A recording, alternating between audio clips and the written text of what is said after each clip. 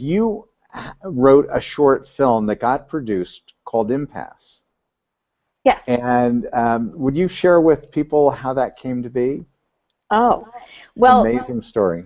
I am known for being a bit of a voyeur. Like, so when I go to like a coffee shop to work, I am all about, when I write, a lot of my stories are all about characters. Like it's really all about crawling in that character's head and understanding them. So when I go to coffee shops to work, I'm always watching what's going on around me, listening to dialogue, watching people's body language, you know, the people that they're with, wondering what's their story, you know, and so one day my daughter was on a date at her then boyfriend's house, and she didn't have her license yet, so I drove her. It was this freezing cold day. It was like 29 degrees. I remember that specifically because I was wondering, why is it not icing or snowing? Why is this rain coming down?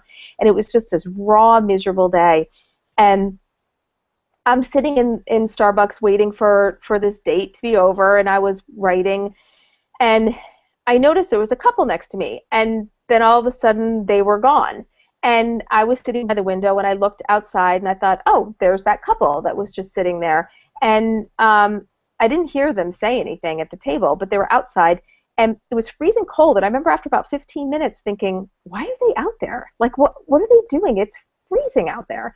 And I was just watching their body language, and I started tweeting because, of course, I was procrastinating my writing. So, so that is the danger of Twitter.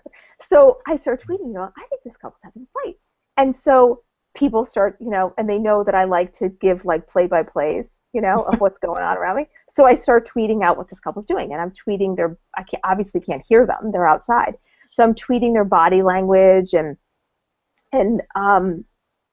their actions, and people would tweet me back, oh, I'm on the edge of my seat, I'm getting my popcorn, you know, no, kiss her, you know, like because they were clearly having an argument.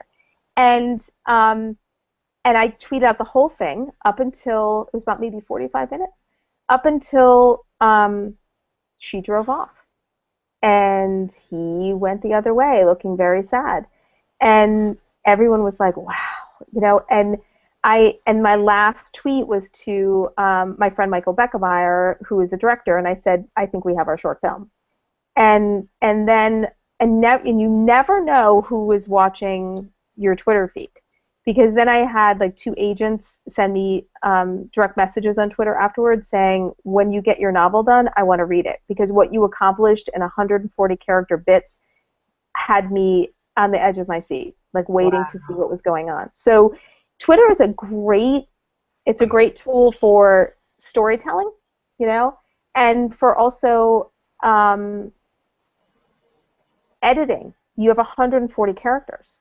You know, you've got to say what you want to say in 140 characters. I mean, you could keep talking, but for the most part, each tweet should stand on its own. So it's a really good exercise for writers too. So yeah, we made that film.